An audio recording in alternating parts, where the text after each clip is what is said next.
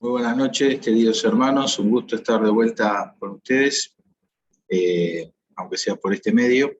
Me encuentro en este momento comenzando el campamento en Posadas, así que muy expectantes, esperando ver lo que Dios va a hacer también en aquel lugar. Así que les pido puedan tenernos en oración para que el Señor nos dé el privilegio de servirle como conviene. Bueno, sin más, vamos a comenzar con nuestro estudio del día de hoy, estando ya a muy pocos encuentros para finalizar nuestra serie Más que un rabino. Y en el día de hoy vamos a seguir viendo algunos aspectos que tienen que ver con la muerte, la sepultura y la resurrección de Jesús. Les propongo este programa de estudio para el día de hoy, donde haremos preguntas. La verdad que surgen muchas y es muy probable que al final del estudio ustedes tengan más preguntas aún. Dentro de las preguntas iremos intentando resolver o explicar lo mejor posible una cronología de los acontecimientos de esos últimos días de la crucifixión, sepultura y resurrección de Jesús. También después veremos algunos conceptos teóricos, y algunos ya los hemos visto a lo largo del año, de la serie de estudios, pero debemos de alguna manera hacer un refuerzo de todo eso, y como dijimos, seguramente esto le generará nuevas inquietudes. Y finalmente, con la ayuda del Señor, hacer una aplicación práctica, como le gusta a Antonio y suele decir él, que sea una aplicación simple, pero a la vez profunda para todos nosotros. Así que te invito a que puedas orar ahí al Señor y puedas estar pidiéndole que el Señor te hable a tu corazón, te muestre, te enseñe y te desafíe a lo que es su voluntad. Así que oramos, te dejo este segundo, apagué mi cámara a propósito para que puedas orar a Dios y le puedas decir ahí: Señor, te pido que me hables, que me enseñes, que me guíes a agradarte y a hacer tu voluntad.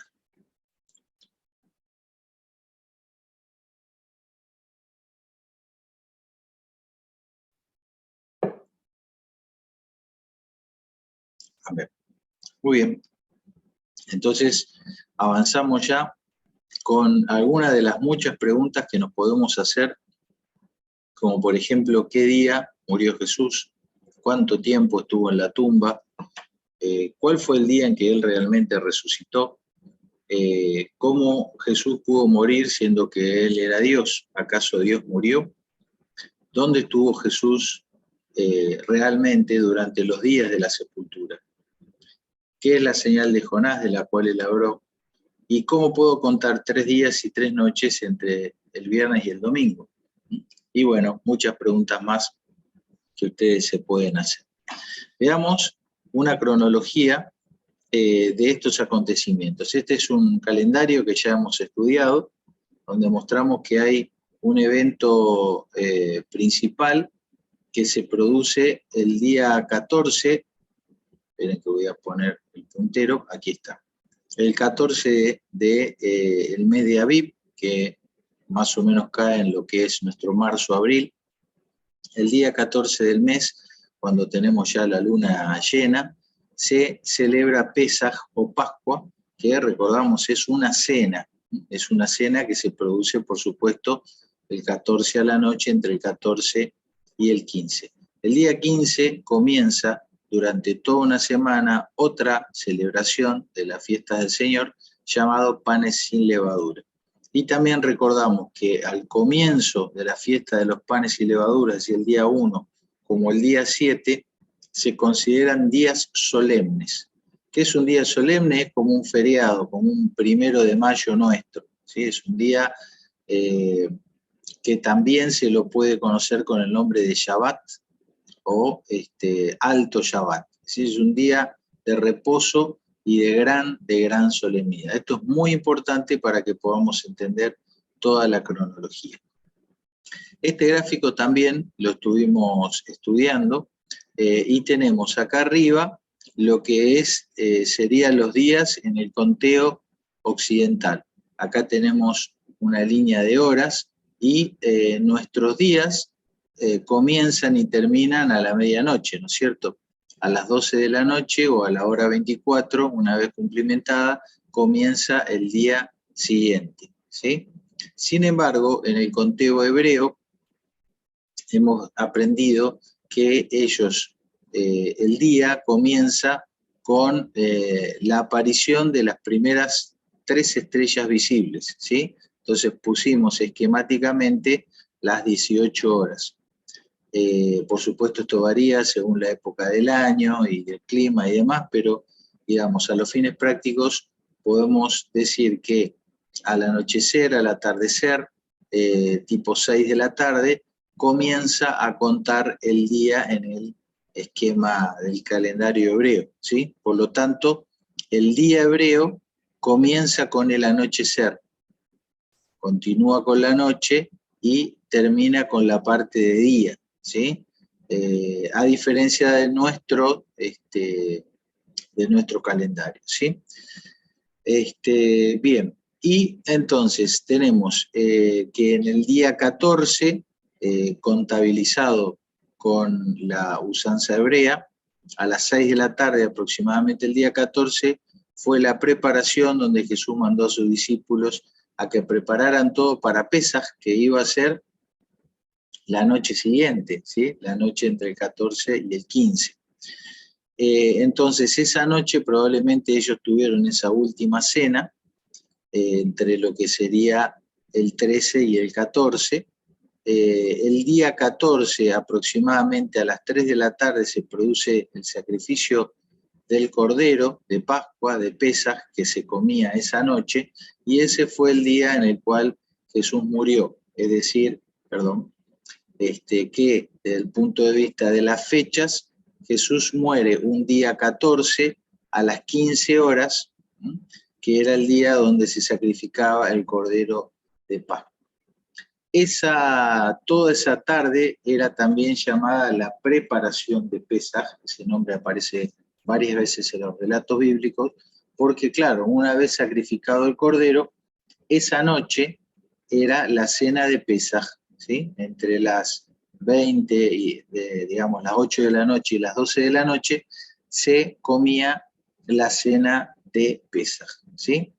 ¿Qué más debemos decir? Debemos decir que el día 15, es decir, cuando arrancaba, luego de la cena de Pesaj, ya comenzaba a contarse la celebración de los panes y levaduras, por lo tanto el día 15, el día posterior al sacrificio del Cordero Pascual, ese día era un día solemne, conocido como Alto Shabbat, ¿sí? Muy importante ese dato. Bueno, el gráfico no se ve muy bien,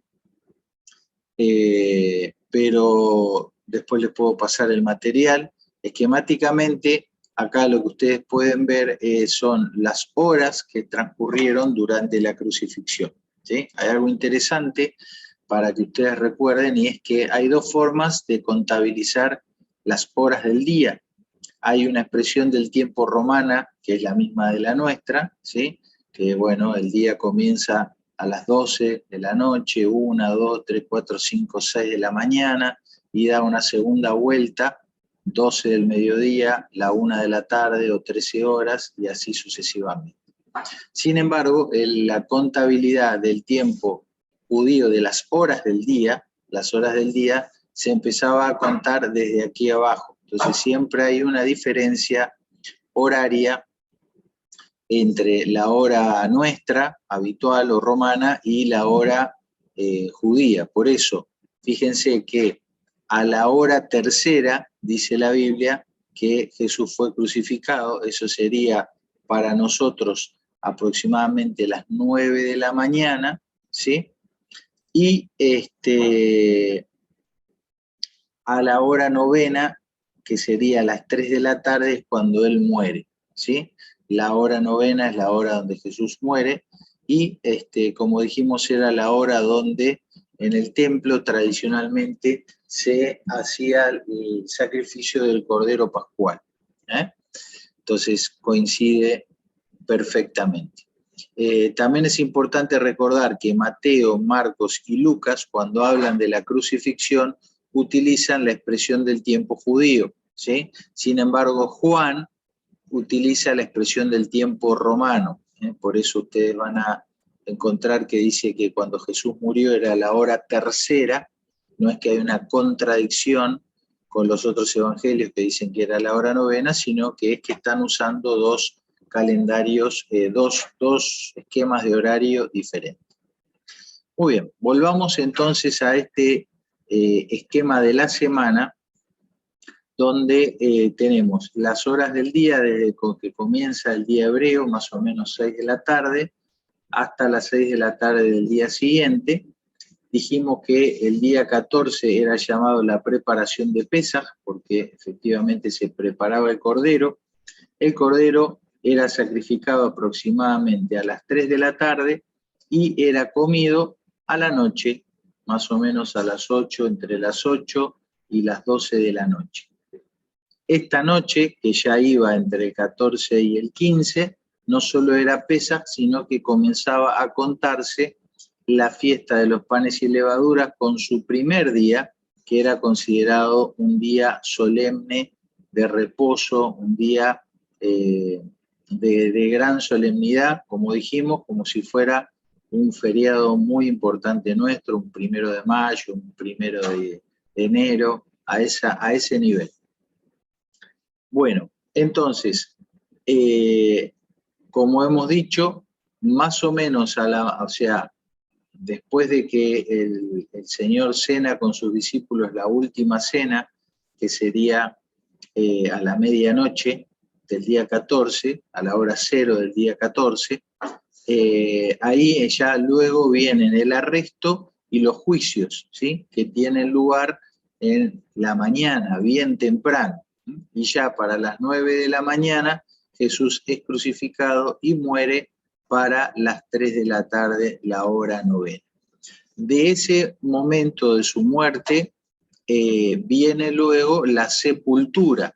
La sepultura de Jesús tuvo lugar en forma apresurada, nos dice la Biblia. ¿Por qué? Porque ya venía la caída del sol, 18 horas, y después de la caída del sol comenzaba ya este gran día solemne de reposo, que obligaba a que ya no se podía hacer ningún tipo de tratamiento funerario. Por eso fue que se lo envolvió en sábanas y se lo puso en la tumba de José de Arimatea. ¿Sí? Bueno, vamos bien hasta aquí. Hacemos una pausa con el calendario, ya vamos a volver ahí, para hablar acerca de la señal de Jonás. ¿Sí? Estas son palabras de Jesús y como seguramente ustedes recuerdan, Jonás fue aquel profeta que fue tragado y vivió durante 3 días en el vientre del gran pez. Entonces, tomando esta referencia, Jesús dice así: entonces le respondieron algunos de los escribas y de los fariseos diciendo: Maestro, deseamos ver de ti señal. Y él respondió y les dijo: la generación mala y adúltera demanda señal, pero señal no les será dada, sino la del profeta Jonás. Porque como estuvo Jonás en el vientre del gran pez 3 días y 3 noches, así estará el Hijo del Hombre en el corazón de la tierra 3 días y 3 noches. Aquí claramente Jesús deja una única señal, vamos a decir, la frutilla del postre, ¿no?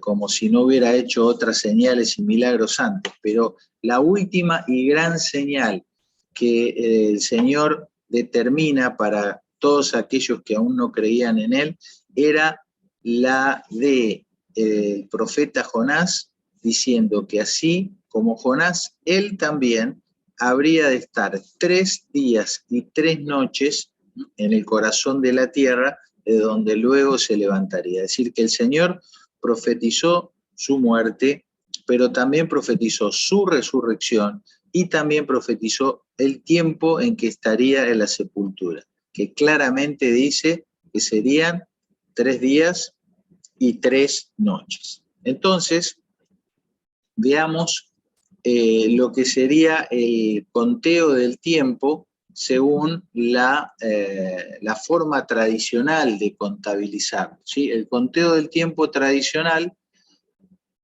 nos dice que Jesús murió un viernes, ¿sí? El famoso Viernes Santo. Entonces, y que resucitó un domingo.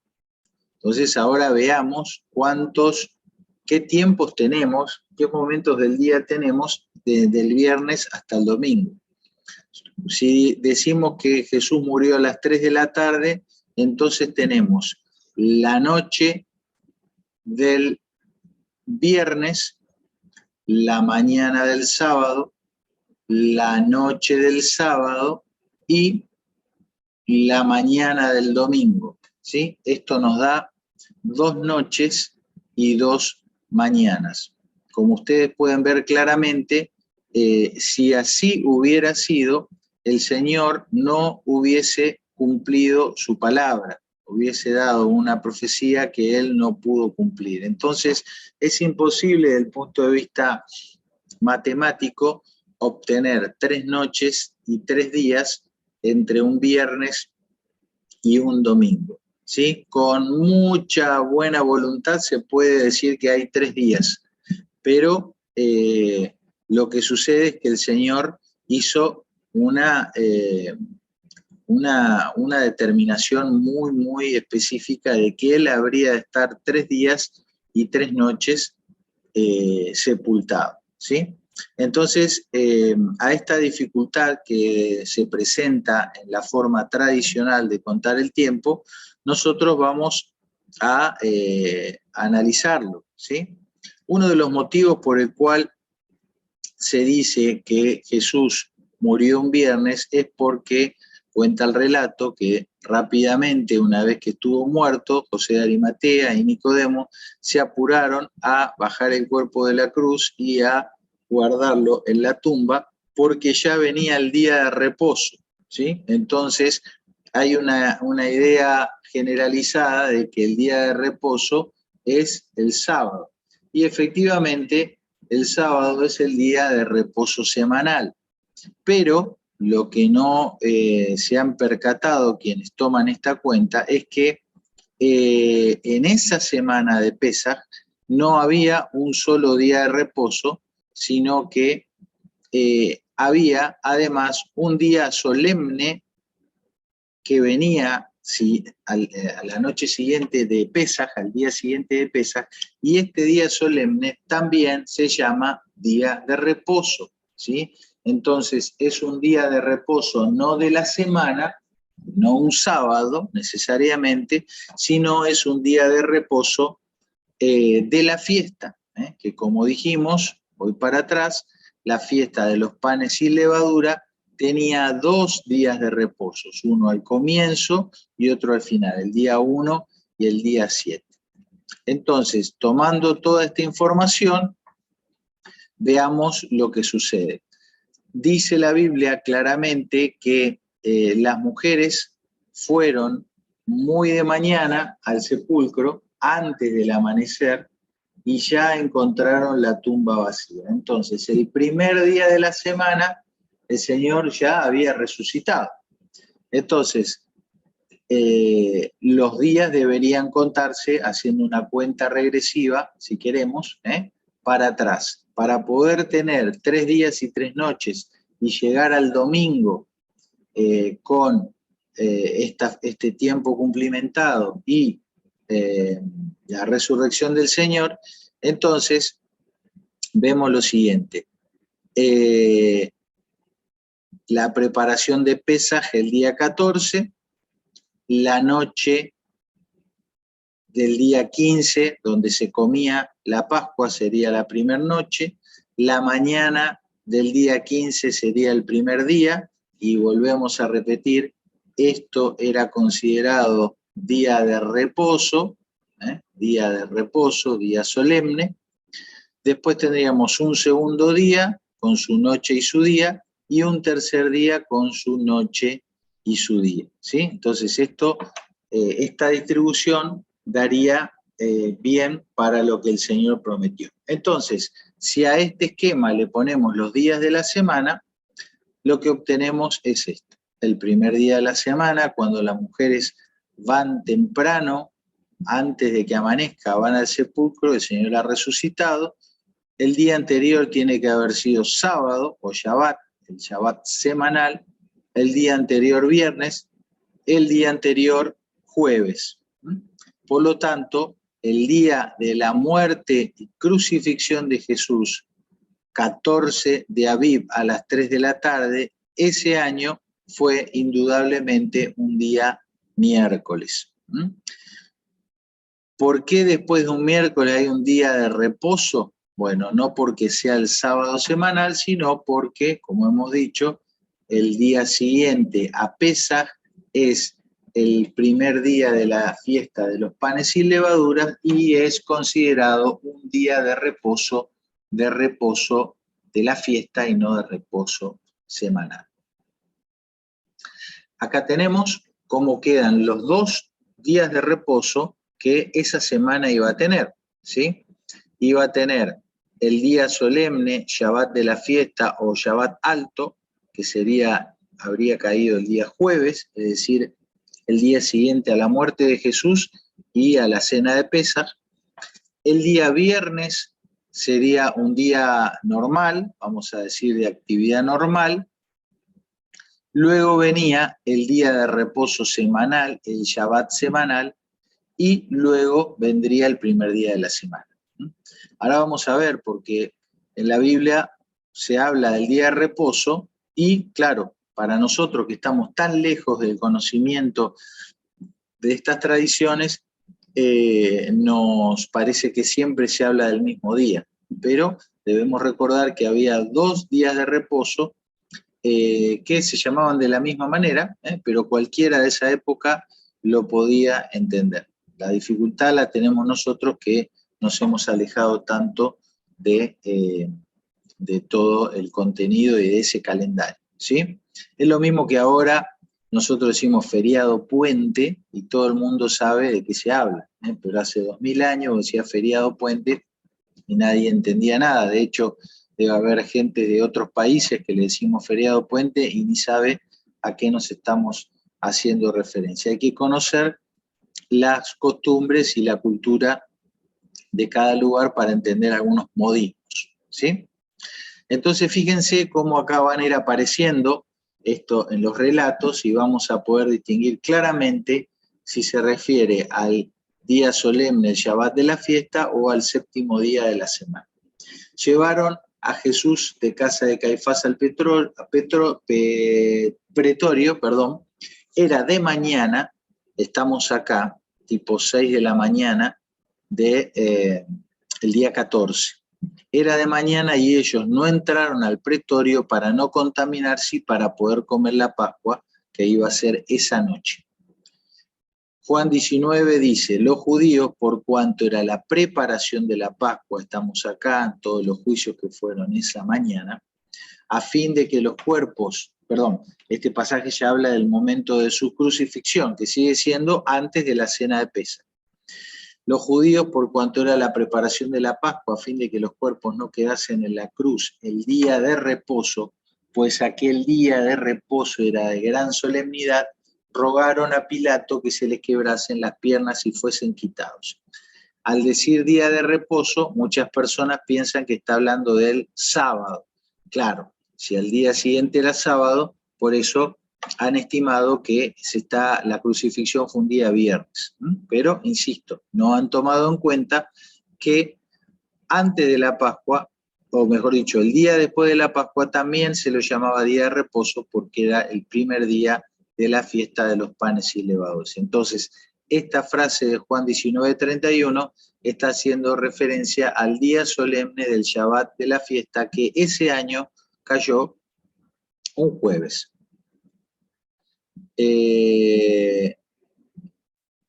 Dice luego, y en el lugar donde había sido crucificado había un huerto, y en el huerto un sepulcro nuevo, en el cual aún no había sido puesto ninguno. Allí, pues, por causa de la preparación de la Pascua de los judíos, colocaron el cuerpo del Señor. Ven cómo Juan deja claramente que todo esto está sucediendo acá, antes de la cena. Y quitándolo, lo envolvió en una sábana, lo puso en un sepulcro abierto a una peña, en el cual aún no había sido puesto nadie. Era día de la preparación, acá, y estaba para comenzar el día de reposo. ¿Qué día de reposo? El primer día de la fiesta de los panes sin levadura. Cuando llegó la noche, porque era la preparación, es decir, la víspera del día de reposo. José de Arimatea, etc. Cada evangelista nos cuenta y está hablando de este día. Ahora fíjense, cuando pasó el día de reposo, este día, María Magdalena, María la madre de Jacobo y Salomé compraron especias aromáticas para ungirle. ¿Qué día ellas fueron a comprar las especias? Acá, el viernes.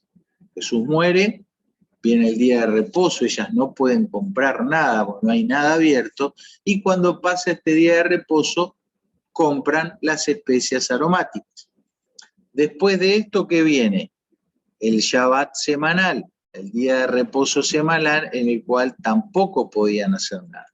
Por eso dice el versículo siguiente, muy de mañana, el primer día de la semana, vinieron al sepulcro. ¿Sí? ¿Se dan cuenta? El jueves, reposo, viernes compran, y después de pasado el reposo de la semana, sábado, el domingo, van a la tumba. ¿Sí?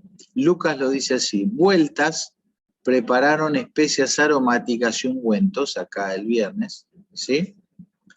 El viernes, y descansaron el día de reposo. ¿Qué día de reposo? El Shabbat semanal, conforme al mandamiento.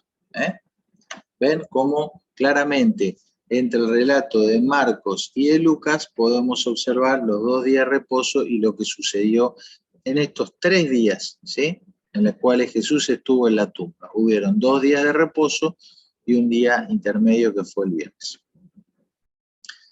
Bien, esto ya lo leímos. Bueno, hay mucha información que por amor al tiempo, veo que está pasando la hora, ha tenido para hacer un análisis de texto acá, que va a quedar para otro momento. Si ustedes en sus lecturas tienen dudas, cuando lean el relato de los evangelios, aparece algún tipo de duda o de inquietud, no dejen de avisarme, entonces podemos ver cada uno de los pasajes, ¿sí? Pero esto es concretamente lo que sucedió. ¿Y qué día resucitó el Señor? Bueno, cuando se cumplieron los 3 días, acá, entre el sábado y el domingo, ¿sí? No hubo una mañana de resurrección. ¿Por qué? Porque las mujeres vinieron al sepulcro antes del amanecer y el Señor ya no estaba ahí.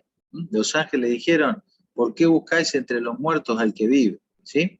Entonces, la resurrección del Señor debe haberse llevado a cabo en esta transición, ¿sí? Cumpliendo su palabra profetizada, finalizado el día 3, que sería un sábado a las 18 horas, ese día el Señor, si fue fiel a su palabra, creemos que sí, habría de haber resucitado. Es decir, que en calendario hebreo su resurrección habría sido al final del Shabbat o al comienzo del primer día de la semana. Y en un calendario nuestro, que nosotros contabilizamos nuestro tiempo a las 12 de la noche, entonces indudablemente lo más probable es que él haya resucitado al final de un sábado, ¿sí? Al final del sábado. Insistimos, cuando las mujeres van al sepulcro, antes de que salga el sol, ya el Señor no se encontraba allí. Así que bueno, esta es la contabilización más bíblica posible de esto. Sé que por ahí mueve algunas estanterías de lo que son tradiciones, pero bueno, tradiciones son tradiciones y relato bíblico es relato bíblico. Muy bien, repasemos algunos conceptos teóricos muy, pero muy importantes. En primer lugar, hablaremos sobre la corporeidad del Mesías, la disminución del Mesías y la vitalidad del Mesías. La corporeidad del Mesías. El Mesías, el ungido de Dios, Dios mismo, ¿tenía cuerpo? Bueno, la respuesta es sí. Ahora, ¿cómo puede ser que Dios tenga cuerpo? ¿Cómo puede ser que Dios tenga cuerpo? La mejor ilustración de la cual aprendí y la comparto es esta. Imagínense que tenemos la arena, ¿no?, del mar, y pensamos que la arena es la plenitud de la deidad, es decir, todos los atributos de Dios, su amor, su sabiduría, su omnisciencia, todo corresponde a lo que sería la arena. Si nos encontramos con esto, vamos a ver que tenemos la plenitud de la deidad, es decir, los atributos de Dios, que es la arena, pero tomando una forma corpórea, ¿sí? Entonces el castillo de arena sería esa habitación corporal de la plenitud de la deidad, o el Dios corpóreo, es decir, esta arena del castillo es igual que la otra, son las mismas propiedades, solamente que particularmente puede tomar esta forma corpórea. Fíjense cómo la Biblia va hablando de esto, ¿no? Y nos dice que en él habita corporalmente toda la plenitud de la deidad. Y esta corporeidad del Mesías, de Dios mismo, es lo que nos ha dado la posibilidad de verle, ¿eh? Por eso él dijo, el que me ha visto a mí, ha visto al Padre. Y Juan dice, aquel verbo fue hecho carne y habitó entre nosotros y vimos su gloria, ¿sí? Vimos su gloria. A Dios nadie le vio jamás, porque al hablar de Dios hablamos de lo que sería la arena. Pero el unigénito Hijo del Padre, Él le ha dado a conocer, y ahí nos estamos refiriendo a lo que sería el castillo, ¿sí? Dice el apóstol Pablo, para nosotros, sin embargo, solo hay un Dios, el Padre, del cual proceden todas las cosas, y nosotros somos para Él. Y un Señor, por medio del cual son todas las cosas, y nosotros por medio de Él. Entonces, nos menciona al Padre y al Señor. Esos son dos, pero antes nos dijo que hay uno solo. Entonces, ¿cómo puede ser que haya uno solo, pero Él nos discrimina a dos? Acá lo que nosotros debemos entender, que el concepto de Padre, como el concepto del Señor, como el concepto de Hijo, son esos conceptos, ¿sí? Lo hemos dicho muchas veces cuando decimos Sarmiento, el padre del aula. Es un concepto, no es que Sarmiento parió un aula, ¿sí? Engendró un aula, un edificio, sino que es simplemente un concepto que hace la referencia a alguien que es el origen. Por ejemplo, San Martín, el padre de la patria, porque de él procedió la gesta que hizo posible que nosotros seamos una nación libre, ¿no es cierto?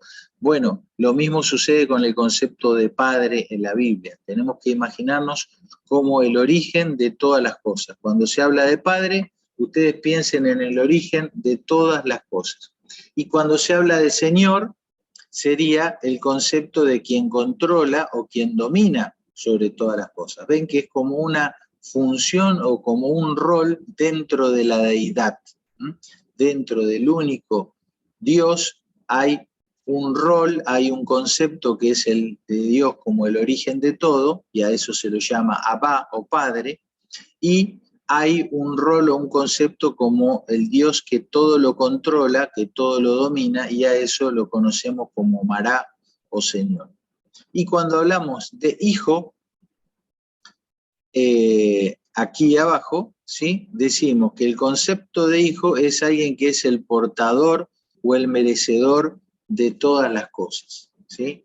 El heredero, el origen visible de todas las cosas. Entonces, a Dios, el Abba, nadie le vio jamás, pero el Hijo, el Ben, que está en el seno del Padre, Él le ha dado a conocer. Entonces, observen esta imagen, ¿sí? ¿Ustedes pueden distinguir el origen de la luz?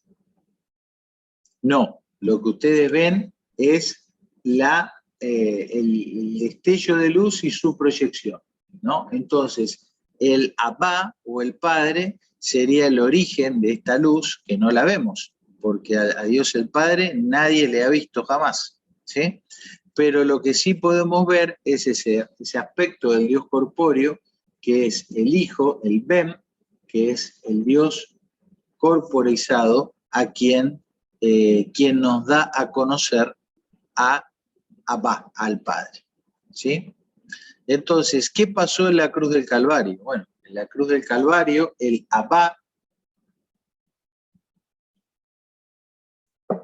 origen común de todas las cosas, el creador de todas las cosas, nadie le vio, ¿no es cierto?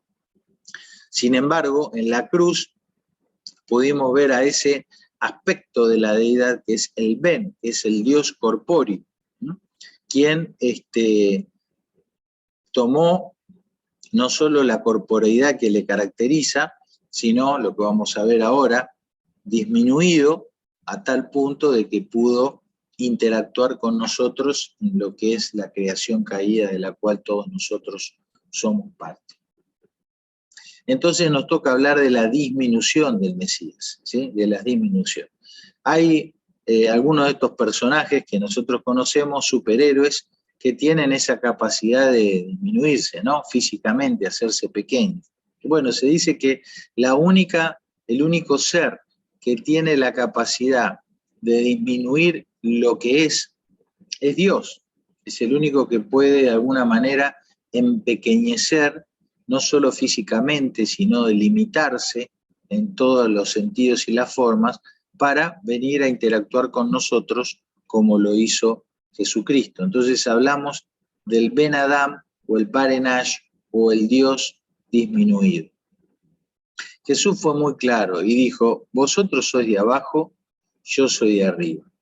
Vosotros sois de este mundo, yo no soy de este mundo. ¿Sí? Nos tiene que quedar muy, muy, muy en claro que el Señor Jesús no es de este mundo, no fue de este mundo, no tuvo nada de este mundo en su constitución. Él es el Dios corpóreo quien se disminuyó de tal manera y tomando ciertas características que le permitieron interactuar con nosotros, ¿sí? Entonces el Abba, la fuente, el Ben, el Hijo, toda la luz visible, pero disminuido de tal manera de que sea accesible a la interacción nuestra. Por eso es que le hemos podido ver y Él nos ha dado a conocer al Padre. La metáfora que ya usamos para explicar esto es similar a la de la arena. Supongamos que toda el agua es la plenitud de la deidad. Toda el agua es la plenitud de la deidad, todos los atributos de Dios. Por lo tanto, el glaciar, el hielo, sería la habitación corporal de la plenitud de la deidad, el Dios corpóreo. Por supuesto, este glaciar es inmenso, porque el Hijo de Dios en su corporeidad también es inmenso. Sin embargo, Él vino a interactuar con nosotros. Entonces imaginémonos por un momento que la corporeidad del Hijo, inmensa, toma la forma, toma el molde y se adapta a la pequeñez de este universo y a la interacción con el ser humano y con la vida biológica y con la naturaleza. Se dan cuenta, así como hay un abismo de diferencia entre el glaciar Perito Moreno y un hielo de una cubetera, de esa misma manera podríamos decir que el Ben, el Hijo de Dios, se disminuyó, se empequeñeció, se degradó hasta lo sumo. La corporeidad del Ben, del Hijo, en estado disminuido y accesible a nuestra realidad. Eso es lo que el apóstol Pablo dice, que él, siendo forma de Dios, la corporeidad, el glaciar del agua, ¿no? De todos los otros atributos de Dios, no estimó el ser igual a Dios como cosa que aferrarse, sino que se despojó a sí mismo, tomando forma de siervo hecho semejante a los hombres. Esto sería, valga las limitaciones de la metáfora, el que el Señor, el Dios corpóreo, se haya despojado a sí mismo. Y aún estando en esa condición de hombre, se humilló a sí mismo, haciéndose obediente hasta la muerte y muerte de cruz, como un cubito que entra en el agua y se termina disolviendo prácticamente. Esa fue la experiencia corpórea disminuida a la cual podríamos homologar lo que hizo el Señor Jesús. Podríamos pensarlo como una metamorfosis, pero a la inversa. Sabemos que la mariposa comienza con un estado pequeño, precario, y se transforma al final en un estado más desarrollado, más evolucionado, como es la mariposa. Pensemos que el Señor hizo lo opuesto, se disminuyó desde la plenitud de su deidad y su corporeidad eterna a la degradación máxima. Bueno, ¿cuál fue la interacción entre Dios, el Dios disminuido y el universo caído, que es en el que tú y yo vivimos? Bueno, piensen en esto. En el Señor, comparado con la semilla, se encontraba todo el material genético para desarrollarse y dar fruto según su especie. ¿Qué especie? La de él, su condición disminuida, ¿sí? La metamorfosis inversa. De planta pasó a semilla. Y en esta semilla es que vino a interactuar con nosotros. Entonces, lo que quiero destacar acá es que la semilla es distinto ¿de qué? Es distinto de la tierra que lo contiene. No podemos pensar que la semilla es algo con la tierra. Simplemente hay una interacción, pero son dos entidades diferentes. Por lo tanto, debemos afirmar que el Señor, en su deidad, se humilló hasta lo sumo, se hizo semilla, pero conservó en su naturaleza completamente la plenitud de la deidad corpóreamente en un estado disminuido. ¿Sí? Entonces, la semilla no es 100% semilla y 100% tierra, ni tampoco la semilla es la tierra perfecta. La semilla es semilla y da fruto conforme a su naturaleza, y la tierra es un elemento que interactúa con la semilla. Este cubito de hielo que dijimos que es la expresión del glaciar Perito Moreno disminuida, es hielo, no es 100% hielo, 100% cubetera. Y tampoco es el cubito perfecto al compararlo con los otros cubitos. Supongamos que yo puedo hacer acá hielo con agua de la canilla, ¿sí? Morfológicamente, la forma de estos cubitos va a ser igual a este, pero este es el glaciar Perito Moreno disminuido. Y esto otro, y por afuera es parecido, pero es agua de la canilla. Entonces es muy importante que entendamos que la naturaleza del Señor Jesucristo es una naturaleza celestial, es una naturaleza divina, hecho en forma de lo que podría ser la naturaleza humana, pero esencialmente somos diferentes. ¿Cómo se puede entender eso? Porque todos pensamos, bueno, si estuvo en el vientre de María, seguramente María le impartió no sé, el óvulo, puso algo. Bueno, no era necesario. María sería la tierra de nuestro dibujo acá, ¿no? María es la tierra y Jesús es la semilla. La semilla ya tiene en sí mismo todo el material genético para desarrollarse, no necesita del aporte de la tierra. Asimismo tampoco Jesús en su deidad disminuida no necesitó de ningún aporte materno. Eso en aquella época era algo difícil de entender. Hoy para nosotros es fácil de entender cuando pensamos en la fecundación in vitro, donde una mujer puede albergar en su vientre un óvulo fecundado donde el material genético del óvulo y del espermatozoide no son nada de esta mujer, ¿sí? Lo que se conoce como vientres maternos alquilados, ¿no? O prestados. Entonces, ya lo ven, esto es, si es, digamos, posible para la ciencia, cuanto más para el Señor. Pero ustedes dirán, bueno, pero Jesús interactuó, comió, tuvo sueño, lloró, durmió, murió. Bueno, quiero decir que hubieron otros seres celestiales que interactuaron con nosotros y sin ser humanos. Por ejemplo, aquellos varones que interactuaron con Abraham y con Lot. Eran ángeles, no eran humanos, y sin embargo comieron con ellos.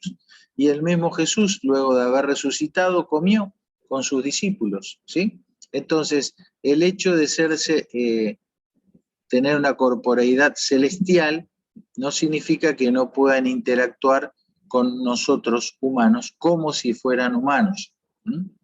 Entonces, el apóstol Pablo lo dijo así: hay una corporeidad corruptible, que es de este universo degradado, que es nuestro cuerpo, y hay una corporeidad incorruptible o celestial que no es de este mundo. ¿Sí? El apóstol Pablo lo dice claramente: hay cuerpos celestiales y cuerpos terrenales, pero una es la gloria de los celestiales y otra la de los terrenales. Entonces, avanzando con la evidencia bíblica, dice: vemos a aquel que fue hecho, dice la traducción. Esta traducción nos pone un cierto peligro porque puede hacernos pensar como que Jesús fue un ser creado, ¿sí? Entonces, acá lo que viene diciendo el texto en su original es: fue disminuido, ¿eh? Pero vemos a aquel que fue disminuido un poco menor que los ángeles, a Jesús. Y en Hebreos 2 dice: así que por cuanto los hijos, está hablando de nosotros, participaron de carne y sangre, es decir, nosotros compartimos en esencia esta naturaleza carnal, él también participó de lo mismo. Lástima que la traducción usa la misma palabra, como da la idea de que él y nosotros tenemos lo mismo, pero son dos palabras diferentes. Esta habla de compartir esencialmente, pero cuando se refiere a Jesús, dice que él estuvo de manera cercana junto a ellos, tomó parte, recibió en parte de lo mismo, pero en una relación de cercanía, ¿no? Entonces, nosotros como raza humana compartimos esencialmente lo mismo, esta carne, esta sangre, nuestra naturaleza caída. Sin embargo, el Señor se acercó a nosotros, estuvo junto a nosotros, convivió con nosotros, pero con una corporeidad incorruptible, con una corporeidad propia de su naturaleza, propia de su naturaleza. Entonces, volviendo a recordar lo que él dijo: ustedes son de este mundo, yo no soy de acá, yo soy de arriba. O sea, muy clara la declaración que él hace diciendo quién es él. Entonces, su semejanza con lo humano, su cercanía a las experiencias humanas, su participación e interacción con la vida biológica y humana, incluyendo el haber estado en el vientre humano, ¿eso lo hace humano? Y viene la pregunta: ¿qué es ser humano? ¿Qué es ser humano? ¿Ser humano es tener un cuerpo? ¿Ser humano es tener sed? La verdad que no. Ser humano es ser un pecador. Ser humano es tener una naturaleza humana y es comportarse conforme a esa naturaleza. Ser humano también es, si hemos recibido a Cristo y el Espíritu de Dios está en nosotros, es tener una doble naturaleza y, como dice Gálatas, estar en esa lucha interior constante. Y ser humano, según nos dice la Biblia, es estar destituido de la gloria de Dios. Se dan cuenta que Jesús no tuvo ninguna de estas características que son las que nos hacen ser seres humanos. Entonces, declaramos solemnemente que Jesús no era humano. Está esa frase, ¿no? Jesús es 100% Dios, 100% hombre. Suena bien, pero no tiene fundamento bíblico ni lógica bíblica. Y para que ustedes sepan, fue una frase que se acuñó en el concilio de Calcedonia allá por el año 500 después de Cristo. Entonces, si bien es una frase muy antigua, no es una frase original, ni de la boca de Jesús, ni de la boca de los escritores del Nuevo Testamento, ¿sí? En ningún lado aparece este concepto. Bien, avanzamos un poquito más porque el pasaje de Filipenses, hablando de su disminución, nos dice que no solo que él se despojó a sí mismo, sino que tomó forma de siervo, hecho semejante a los hombres. Y acá viene la pregunta, ¿siervo de qué se hizo Jesús? ¿Se hizo un siervo como los humanos? ¿Y siervo de qué somos nosotros? ¿No? Debemos definir qué tipo de siervo fue Jesús y qué tipo de servidumbre experimentamos nosotros. Bueno, fíjense, la Biblia es muy clara, nosotros servimos al pecado, somos esclavos del pecado. Y sin embargo, Jesús nunca pudo haberse hecho un siervo como nosotros. Jesucristo lo que vino a hacer en esta tierra es ser un siervo de la justicia, es decir, un siervo, valga la redundancia, al servicio de los mandamientos y de su propia palabra que él había dado ya en la antigüedad, y él vino a obedecer eso. Por eso fue que en Getsemaní orando, él dijo que no se haga mi voluntad, sino la tuya. Entonces, él es un siervo de la justicia, él estuvo comprometido con el cumplimiento de su propia palabra, y a eso es a lo que él vino a servir. Entonces eso está claramente ahí en Romanos 6 el contraste. Esta es una evidencia más de que él no pudo haber sido, bajo ningún concepto, alguien como tú y como yo. Su naturaleza era otra. En tercer y último lugar, la vitalidad del Mesías, ¿sí? Hablamos de esa luz que nos permitió conocer al Padre, aquel que habita en lugar inaccesible y a quien nadie vio jamás. Y esto nos hace pensar en esta ley de la física, ¿no? Que dice que una luz siempre está conectada con su fuente. Cualquier luz que nosotros vemos es porque todavía hay una conexión física, en ese caso, con la fuente de luz. Y así también este conocimiento que Jesús nos ha permitido tener de Dios es porque Él, en forma ininterrumpida y permanente, permanece, valga la redundancia, conectado con la fuente, con el Abba, porque son una misma cosa. Jesús dijo, yo soy la resurrección y la vida. ¿Se acuerdan que habíamos estudiado este pasaje? Este y puede traducirse como un es decir. Yo soy la resurrección, es decir, soy la vida. Son términos intercambiables. Él es la vida eterna, la única vida que se considera existente, ¿no? Porque todas las otras formas de vida temporales son apenas un reflejo pálido de la única y verdadera vida. Para nosotros es un concepto, es decir, la vida es algo muy teórico, pero aquellas personas que convivieron con Jesús pudieron palpar a la vida misma corpóreamente en Jesús el Mesías, ¿sí? Por eso Juan dice, lo palpamos, lo palpamos. Fíjense, todos estos conceptos hablan de Jesús como la vida. Debo avanzar rápidamente, me quedo con este versículo. Cuando hablamos de la vida, hablamos de un poder, de una vida indestructible. Me encanta pensar así en nuestro Salvador y en nuestro Señor. Alguien que tiene el poder de una vida indestructible. Por eso dice claramente que era imposible que fuese retenido por la muerte. Era imposible. Entonces ustedes me dirán, bueno, si es imposible que Jesús muera, ¿Jesús no murió en la cruz? Sí, efectivamente murió. Porque cuando hablamos de muerte, bueno, hay muchas definiciones de muerte. Hasta aún hoy día, cuando usamos la palabra muerte le damos varios significados. Podemos decir de un futbolista, ese es un muerto cuando juega mal. Podemos decir de un artista, no, murió, la prensa lo mató, ¿no? Podemos hablar de muerte cerebral, de muerte clínica, de muerte legal. Es muy amplio el concepto, y en la Biblia también no podemos pensar que en un solo concepto. Entonces, esta idea me pareció fantástica. Imaginémonos que esta luz de emergencia, sabemos que tiene dos formas de recibir energía para que se prendan los LED, ¿no? Una es al conectarlo a la corriente eléctrica y otra es a partir de su batería, ¿no? Batería interna de la lámpara.